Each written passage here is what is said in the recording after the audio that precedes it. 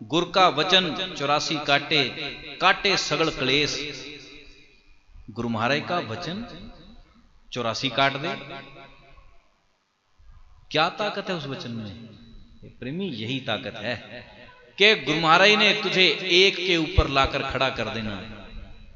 जहां से तुझे यह समझ आना शुरू हुआ कि मैं भ्रमित हूं, जिस दिन गुरु महाराज ने कृपा करी उस दिन तुझे अपना भ्रमण समझ में आया। उससे पहले तू भी बहुत भारी सिद्ध था, योगी तपस्वी था। उस दिन पता चला कि नहीं, ठूठी है नहीं बल्ले कुछ भी। तो समझ में आया कि हे गुरु महाराज, मैं भ्रमित तो हूं, आईना तो आपने दिखा दिया, अब यही कृपा करो कि टिक जाऊं। तो गुरु महाराज कहते अभ्यास कर। करीब करीब ये बात ऐसी है कि कोई बच्चा किसी निशानेबाज गुरु के पास गया, उसको जाकर प्रार्थना करता है कि मैं तीरंदाजी सीखना चाहता हूं। पहले ही दिन उस उस्ताद ने कोई तीर कमान कुछ नहीं दिया।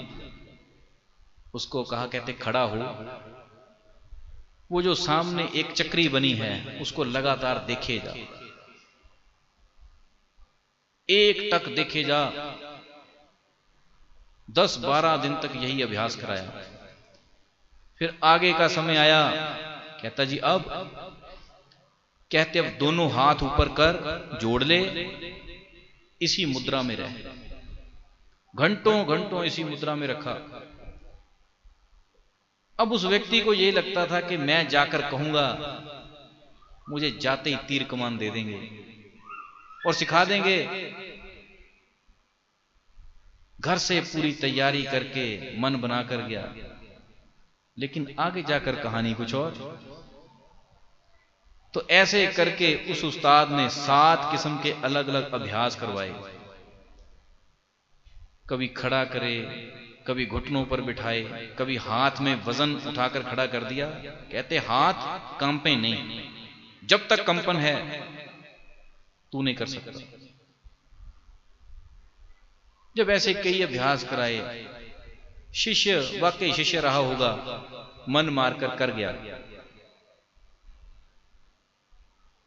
जिस दिन गुरु महाराज अंदर से तीर कमान लेकर आए, कहता जी आज मैं चला सकता हूं? कहते हां।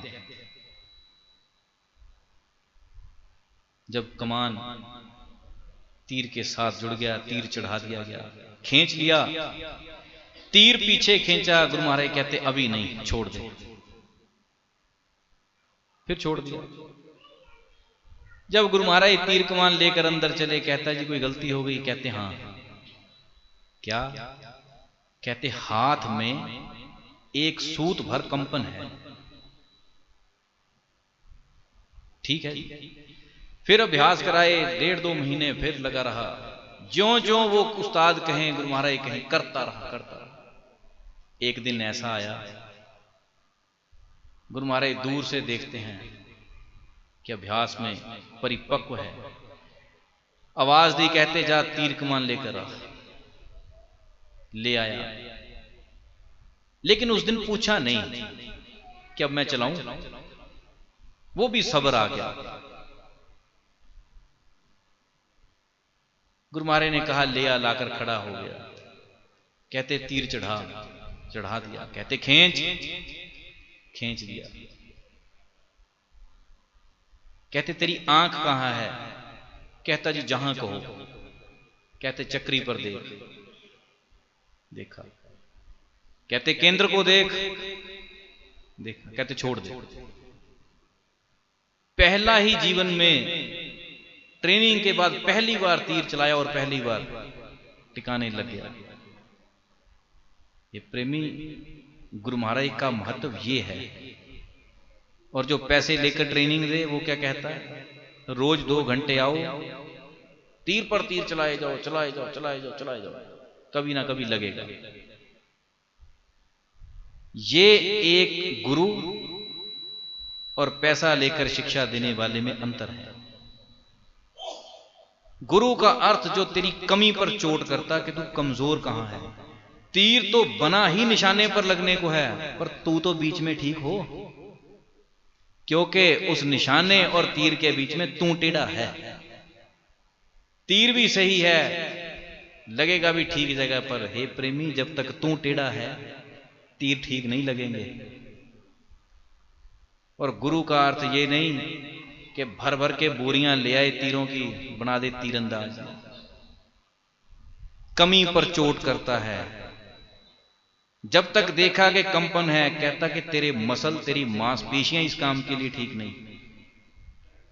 तेरी मांसपेशियां इस काम के लिए बन जाएं, पक जाएं, तो तीर लगेगा ही लगेगा। प्रेमी, ये अंतर महापुरुषों के वचनों में है। तुझे संसार में उनके वचन जरा जल्दी समझ में आते हैं, जिन्होंने कहा घिसे जाओ, पर उसकी समझ में नहीं आती जो ये बताता कि कैसे घिसना। गीता में से बात उठा ली, अभ्यास करो, बिल्कुल ठीक, पर किसका अभ्यास करें? अभ्यास ही पता नहीं किस किस के किए जा रहा।